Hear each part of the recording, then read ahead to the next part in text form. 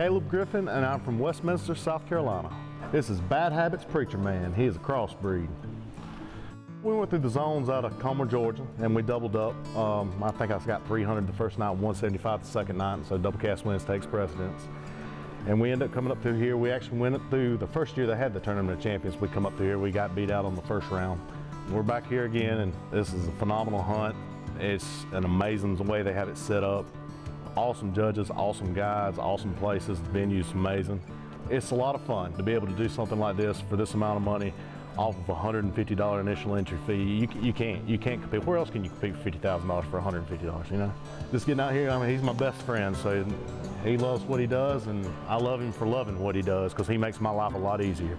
I got him in January 29th of 2017, I think it was, and he was 5 months old at the time.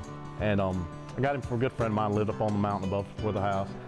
And he was all natural. He had the genetics. I knew his dad because I'd hunted his dad. His dad was Bad Habit Sambo.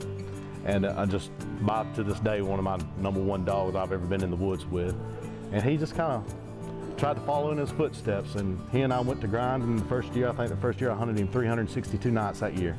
Next year I bumped it down to 360 nights. And then past 3 years, we've kind of slacked, so he's had a good retirement age. You know, he's 5 now, so we take it easy on him these days.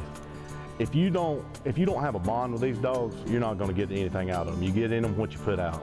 You can't help but not have a bond. You spend that much time with these dogs, neighing, and I can tell you what he's thinking just about by the way he's acting. But at the end of the day, they're dogs. They're not machines. So you just got to roll with them through their highs and lows. You can tell when they're not feeling good. You know, you can't cut corners with their feed or their exercise programs, and you got to keep them fit. Take care of them, and they'll take care of you. When did I know? About the last 5 minutes of the hunt. You know, I treed coon right off, you know, pretty quick. I got struck in for 50 and then treed one, and then I recut him, and I got struck, and he was treed for a long time, but we were scoring trees 2 miles this way, a mile this way, and the judge put the stationary on me with about 30 minutes or 25 minutes left to go on the hunt, and I really wasn't wanting to tree him in because I didn't really have to, but by the rules he put the stationary on, so I treed him in again, and we got in there with like 3 minutes left to go in the hunt, and he had another coon, so that just kind of sealed up and won our hunt. The other guy that had a coon, I had him beat on strike, so it was either I was going to take a minus and he was going to win, or I was going to have another coon and seal the deal. Worked out in my favor, so to speak. This is my hobby, you know. Everybody's got basketball, baseball, and I love sports too, but these dogs, that's my world, that's my passion, and it always has been, whether it's these running coon dogs or bear dogs in the past. When you come up to a prestige event like this, where you can excel and you know, get your dog out there where he's known and just have fun competing with him, what he loves doing.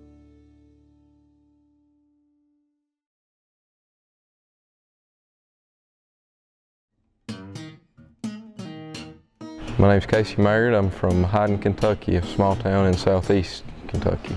This is little Lacy. She's off of world champion Willie, and her mommy's off of female off Trick Magic. I guess we got her when she was about 17 months old. And she turned 4 in January. We've had her since. We were able to get her 5 wins, you know, to get qualified. Able to do that, but they're fairly close to home. And we went to the zone at Lancaster, which is about 2 hours from where I live, and we had double cast wins. You know, it was really good now, you know, we're in a position to maybe win this thing, so it's a good deal. We had a good hunt. We done a bunch of walking.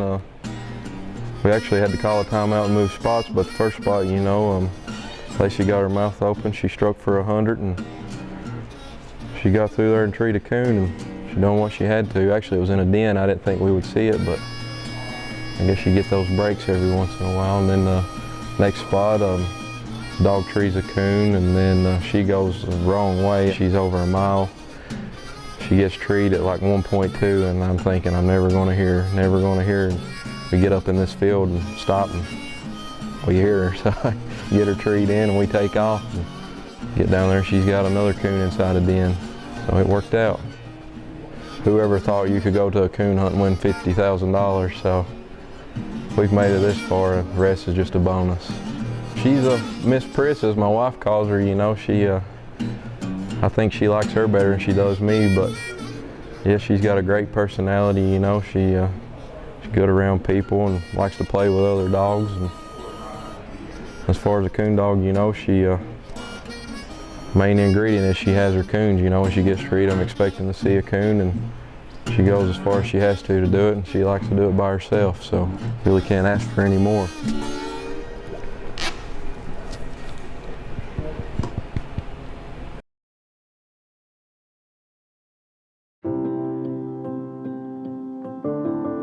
Last year got his 5 wins through this hunt and then the world hunt, and then I took him down to the La Plata, Missouri zone and won Friday, and he didn't look good Saturday. And then I come out here and he's looked all right so far. It started out raining. I thought I was going to Indiana flat ground, and it was not flat. Pretty hilly where we were at, and we did a lot of walking. A lot of walking, treed, I think 3 coon. Spent a lot of time just walking, that's about it. I've had him at a lot of big hunts, and he just never could catch a break, and he's caught some this weekend for sure. He's out of Overdrive, and then the dog called Bella, which goes back to Trader. And when he was 2 years old, my dad and 2 other guys owned him. And then a buddy of mine on Nebraska, Nick Snodgrass, called and asked if he could be bought. He went and bought him, and then me and him partnered up on him when he was 2, and been hunting him ever since then. And Nick's the one that makes sure I can go to these hunts. Well, him and my wife. But it's a pretty big hunt. Pretty big hunt, and their UKC and UKC are doing pretty good. I've never been out to this hunt. My dad's been out here the last 3 years, and they put on a nice hunt. It's gonna be fun. It's gonna be fun.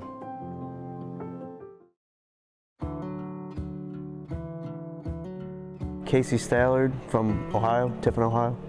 My dog, Little Joe, his name's actually Set Him Up Joe. He'll be 9 in May, and we've had him about 8 years, so been with us for a while.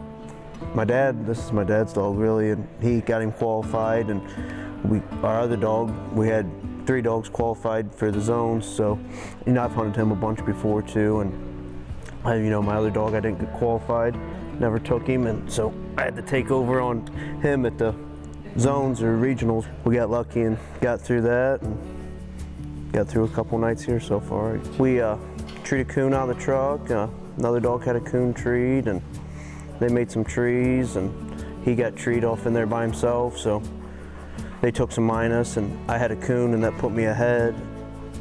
And I recut him, and I don't know, there's quite a bit of time left. And we walked back in there where them dogs were treed, and they're all cut loose, and he was 1.25 miles from where we were at. He crossed the road and stuff, and I didn't know if I'd hear him or not. He's still got a pretty good mouth, but it's a long ways to hear one. And I was still winning at the time, but they still had probably 30 minutes. If they treated a coon, would have beat me. And they cut them dogs loose, and you just heard him. Just everything was perfect. You just heard him come treat through there, and I treat him, and we walked the hunt out to him, and he had another coon. They're just dogs. They all mess up, but I was pretty confident in him that as long as we got to him without a problem. My dad, he's been doing this a long time, and he's won every hunt you could probably win, so trying to catch up to him, so this will be a good one to catch up to him with. He'll probably take most of the credit though, which is deserved. Got a lot of great guys behind me. Randall Drew, Rick Marshall, our partners, they're great. Without any of them, I wouldn't be here. Just another cast. You win or you lose. If it's meant to be, it'll be. He hustles. He's really good about having a coon. Always by himself, and just a good old coon dog. It's all the dog. Win, lose, or draw. My buddy. I'm proud of him.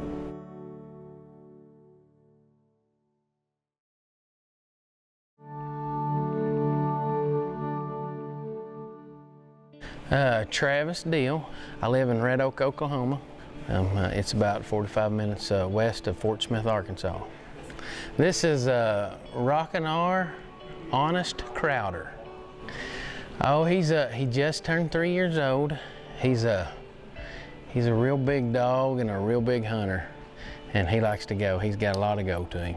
My son actually probably got all the 5 wins on him that he had, and the only reason he didn't bring him is because he hunts him most of the time, is because he had his ACT.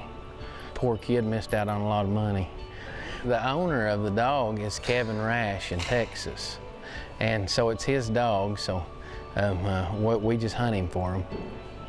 Actually, I have three kids that's having a birthday party on Sunday, and so I really didn't really need to come because we had this plan for a long time, and I thought he would come, but his ACTs and his tests come up, and so I said he was just too good of a dog not to go. So I said I might have to miss the birthday party.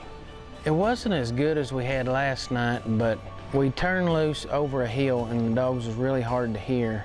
And one dog was out in front of us and Crowder had got real deep real fast, a little over a half a mile. And I knew he was treed from looking at my dog truck.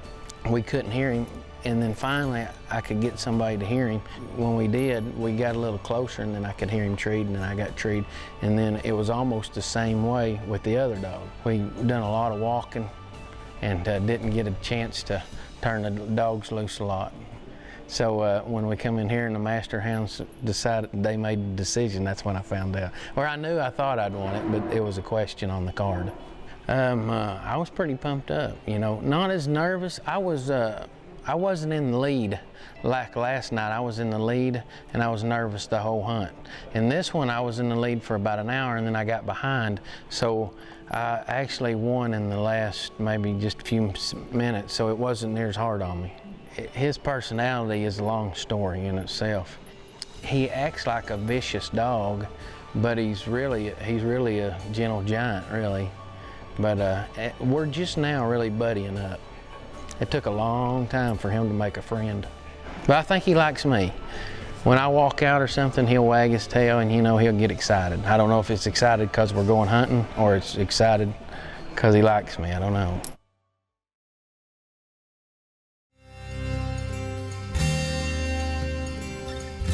Last year, actually, I had back surgery March 21st. I had to wait about 6 or 8 weeks before I could hunt.